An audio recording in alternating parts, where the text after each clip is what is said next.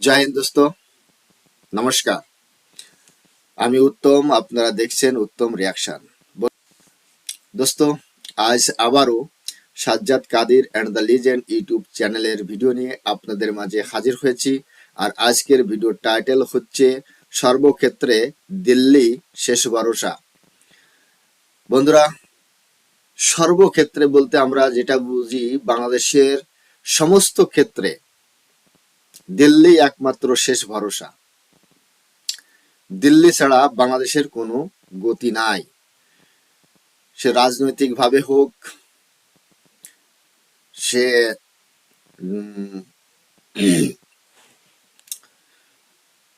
অর্থনৈতিক দিক দিয়েই হোক, কোনো ডেভেলপমেন্ট কাজের জন্যই হোক, যা কিছুই হোক না কেন, বাংলাদেশ ভারতের সাথে অতপ্রতভাবে জড়িত। এটা কিন্তু বাংলাদেশের এক শ্রেণী যে রাজাকারের বাচ্চারা রয়েছে, যার বাংলাদেশে যে সমস্ত রাজাকারের দোসর এবং মুক্তিযোদ্ধা বিরোধী পাকিস্তানপন্থী ভারত বিদ্বেষী যারা রয়েছে, তারা কিন্তু এটা কখনোই মানে না যে ভারতের কি অবদান রয়েছে বাংলাদেশের প্রতি। বাংলাদেশ ভারতকে ছাড়া নিঃশ্বাস পর্যন্ত নিতে পারবে না, এটা তারা বিশ্বাস করে না। অতএব আমরা তো এখনো জানি না যে সাজ্জাদ ভাই তার ভিডিওতে কেন এই টাইটেলটা দিয়েছেন সর্বক্ষেত্রে দিল্লি শেষ ভরসা। এটা জানতে হলে সম্পূর্ণ ভিডিওটি দেখতে হবে। আশা করি আপনারা আমার পাশেই থাকবেন। চ্যানেলে নতুন হলে চ্যানেলটি সাবস্ক্রাইব করে বেল আইকন অন করে অল করে রাখবেন পরবর্তী ভিডিওর নোটিফিকেশন পাওয়ার জন্য। অলরেডি যেসব বন্ধুরা চ্যানেলটি সাবস্ক্রাইব করে আমার ইউটিউব পরিবারের সদস্য হয়েছেন, তাদের প্রতি রইল অসংখ্য ধন্যবাদ।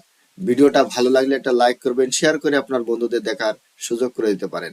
কমেন্ট সেকশন লিখে অবশ্যই জানাতে পারেন আপনারা কোন ধরনের ভিডিওতে রিঅ্যাকশন চান। আমি চেষ্টা করব সেই সব ভিডিও নিয়ে আসার জন্য। তাহলে চলুন বন্ধুরা, সময় নষ্ট না করে প্রথমে ভিডিওটা দেখি। ভিডিওর শেষে অবভিয়াসলি আমার ওপিনিয়ন থাকবে। আর হ্যাঁ, Sajjad Kadir and the legend YouTube চ্যানেলটি ফলো করবেন। চ্যানেলের ভিডিওগুলো অবশ্যই দেখবেন।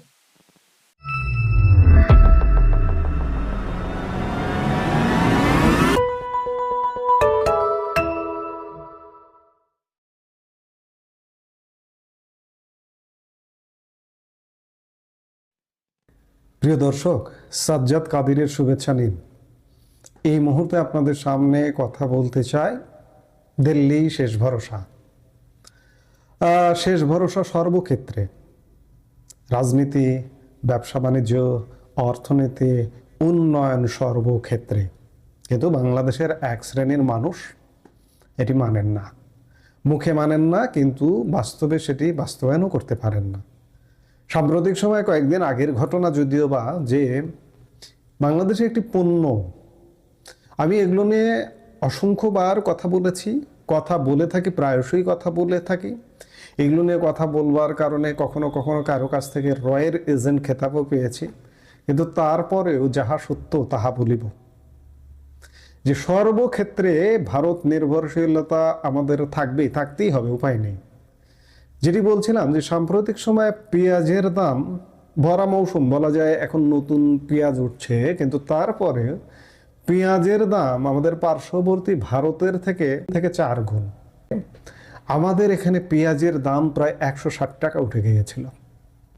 এই 160 টাকা যখন উঠে গেল, তখন সরকার গত রোববার ভারত থেকে পেঁয়াজ আমদানির অনুমতি দিয়েছে। মাঝখানে গত আগস্টের পরে একটু বন্ধ ছিল, অনুমতি দিয়েছে। এই অনুমতি দেবার ফলে পেঁয়াজের দাম আবার কেজিতে 30-40 টাকা কমে গেছে, এবং এটি পেঁয়াজগুলো যখন ঢুকবে তখন 100 টাকার নিচে নেমে আসবে।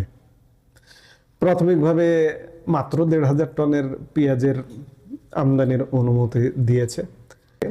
বাংলাদেশের একটা সরকারি দপ্তর, বাংলাদেশ বাণিজ্য ও শুল্ক কমিশন BTTC, পেঁয়াজের আমদানির ক্ষেত্রে ভারতের উপর নির্ভরশীলতা কমানোর তাগিদ দিয়েছিল। তখনই বিকল্প 5টা দেশের নাম উঠে এসেছিল। সেগুলো হলো যে পাকিস্তান, চীন, মিয়ানমার, তুরস্ক এবং মিশর। মিয়ানমার থেকে, পাকিস্তান থেকে, মিশর থেকে মাঝে মাঝে খুব সামান্য কিছু পেঁয়াজ আসার কথা শোনা যায়, কিন্তু সেগুলো আসলে বাংলাদেশের বাজারে হয় না, বাংলাদেশের বাজার চলনসই নয়, এবং আমদানিটাও খুব সামান্য হয়। আমাদের বাৎসরিক পেঁয়াজের চাহিদা প্রায় 25 থেকে 30 লক্ষ মেট্রিক টন, উৎপাদন কিন্তু আরো বেশি হয়, আরো কিন্তু তার মধ্যে কিছু বীজের জন্য রাখতে হয়, কিছু নষ্ট হয়, যার দরুন প্রায় 6 থেকে 7 লক্ষ মেট্রিক টন পেঁয়াজের ঘাটতি থাকে। এই ঘাটতিটার বেশিরভাগই আমদানি করতে হয়, এবং প্রধান আমদানি গন্তব্য আসলে ভারত। ভারত থেকে যখনই পেঁয়াজের আমদানি হয় না, তখনই আমাদের দেশে পেঁয়াজের দাম বেড়ে যায়। এবার মাত্র বিশাল চাহিদার বিপরীতে 1,500 টন প্রাথমিকভাবে, এই 1,500 টনের খবরেই বাংলাদেশের বাজারে পেঁয়াজের দাম কমতে শুরু করেছে।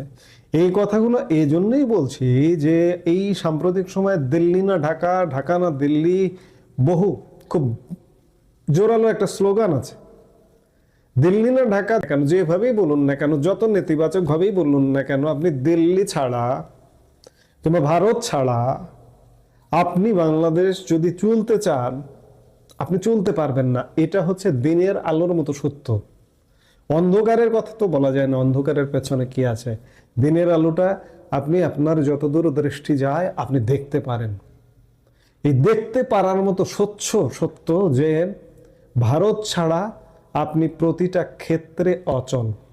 এটি আরেকবার প্রমাণিত হলো। কেন? আপনি সাম্প্রতিক সময় আপনার পাকিস্তানের সঙ্গে তো রমরমা সম্পর্ক, চীনের সঙ্গে তো রমরমা সম্পর্ক। কই চীন বা পাকিস্তান থেকে পেঁয়াজ আমদানি করতে পারলেন না বা করলেন না কেন? মিয়ানমার থেকে করলেন না, তুরস্ক থেকে করলেন না, মিশর থেকে করলেন না, ভারত থেকেই কেন? এটাই বাস্তবতা। ভারতই শেষ কথা, দিল্লিই শেষ কথা, এই সত্যটা মানতে হবে। ভারত দিল্লির বিরোধিতা করে আপনার জীবন জীবিকা, খাবার, খাদ্য, অর্থনীতি, ব্যবসা বাণিজ্য কোনো কিছুই স্বাভাবিকভাবে চলবে না, এটা মানতে হবে। এমনকি রাজনীতি পর্যন্ত। আপনি ভারত বিরোধিতা করে নির্বাচন করবেন, নির্বাচন করে ক্ষমতায় যাবেন, এটি মনে হয় অসম্ভব। এই যে সাম্প্রতিক সময়েও ভারত বলছে বাংলাদেশের, তারা বারবার বলছে যে আমরা বাংলাদেশের ভালো চাই, বাংলাদেশের সাথে সংঘর্ষে জড়াতে চাই না, বাংলাদেশের গণতন্ত্রের পথে বাংলাদেশ ফিরে আসুক, বাংলাদেশে অবাধ নিরপেক্ষ একটা গ্রহণযোগ্য নির্বাচন হোক, বারবার বলছে। তাদের সব পর্যায়ের কর্মকর্তা, এমনকি পররাষ্ট্র মন্ত্রণালয়ের মুখপাত্র রণধীর জয়সওয়ালকে ধরে নেই যে আমরা সর্বনিম্ন পর্যায়ের, সর্বোচ্চ পর্যায়ে প্রধানমন্ত্রী নরেন্দ্র মোদী। এছাড়া আমি প্রায় বলে থাকি যে ভারতের পঞ্চপাণ্ডব, বিদেশমন্ত্রী এস জয়শঙ্কর, স্বরাষ্ট্রমন্ত্রী অমিত শাহ, কিংবা প্রতিরক্ষামন্ত্রী রাজনাথ সিং, জাতীয় নিরাপত্তা উপদেষ্টা অজিত দোভাল, আমরা তাদের কথাগুলোই তো বেশি বেশি পাই।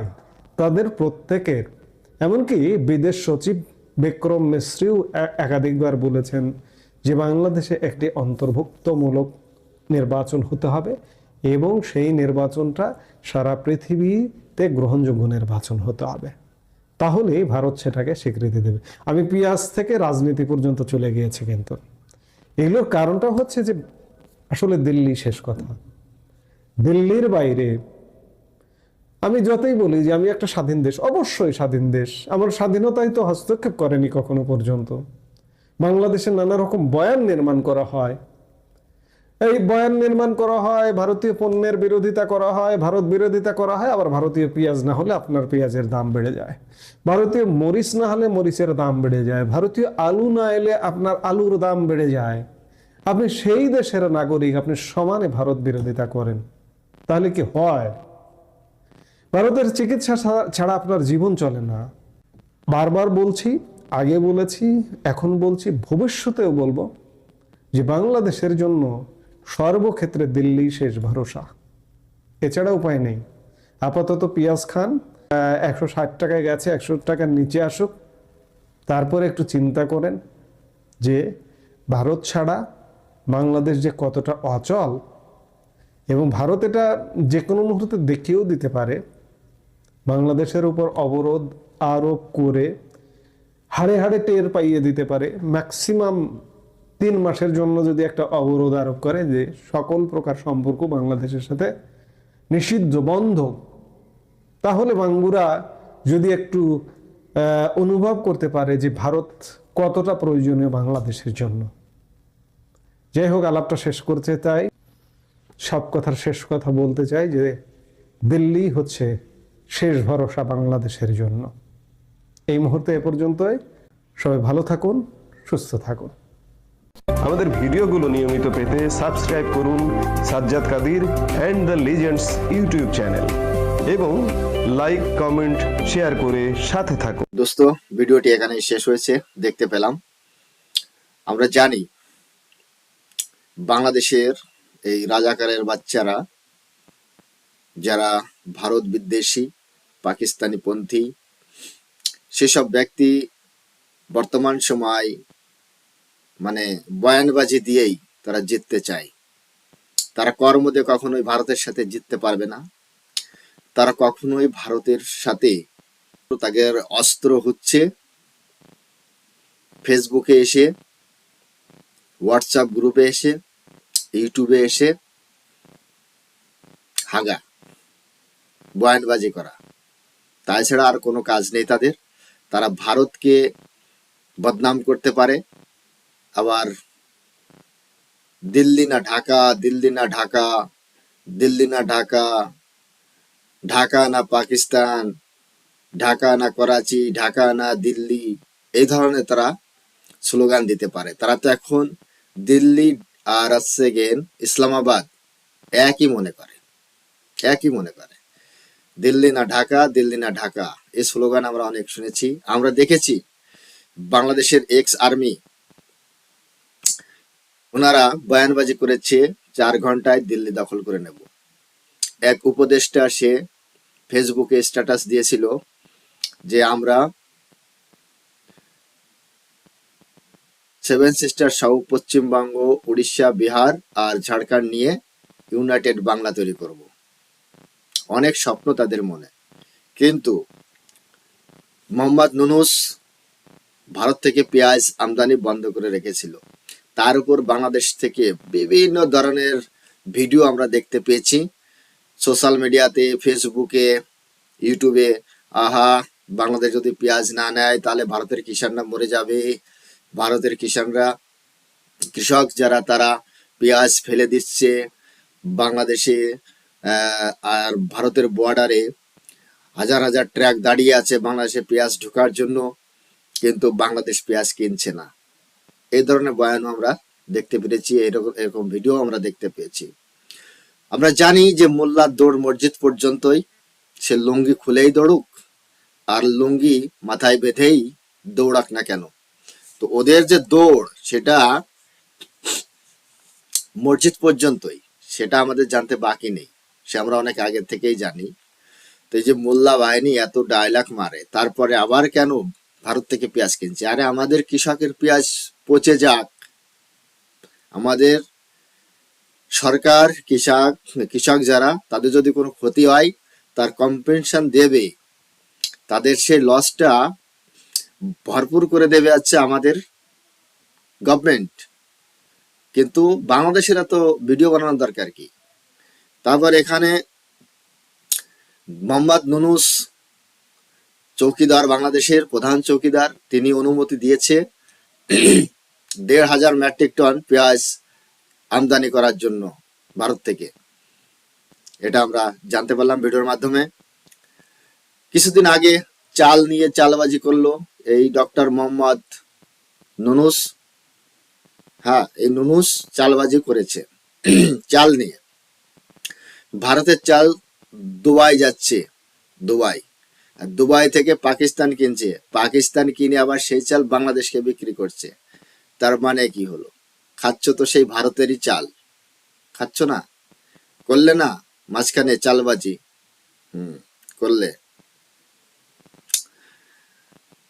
নির্বাচন আর বাংলাদেশ, এটা নিয়ে বরাবরই ভারত সরকার বলে আসছে গ্রহণযোগ্যমূলক একটা নির্বাচন করতে হবে এবং নির্বাচনটি হতে হবে এক্সক্লুসিভ। এই ইনক্লুসিভ নির্বাচনটি এই জন্যই করতে হবে, এখানে সমগ্র দল পার্টিসিপেট করবে। নো ব্যান্ড আওয়ামী লীগ, আওয়ামী লীগকেও অংশগ্রহণ করতে দিতে হবে। তার কারণ বাংলাদেশে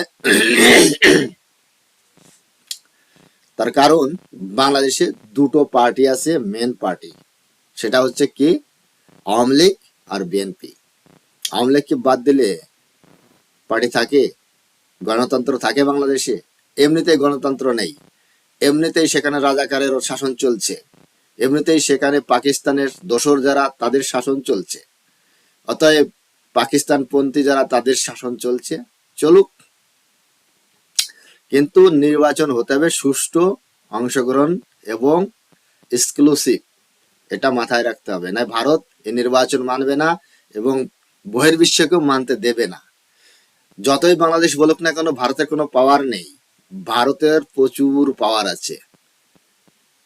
বাংলাদেশ নিয়ে কথা বলা মানে ভারতের সাথে কথা বলা। বাংলাদেশের সাথে কথা বলতে গেলে ভারতকে রাখতে হবে, এটাই নিয়ম। অবশ্যই এটা সারা জীবনই থাকবে, বাংলাদেশ এর থেকে বাইরে যেতে পারবে না। আর উটপাটাং যে বয়ানবাজি দিচ্ছ না, এগুলো তোমাদের জন্য ভালো হচ্ছে না। ভারতে 5 পাণ্ডব রয়েছে, সেটা তো আমরাও জানি, আপনারাও জানেন।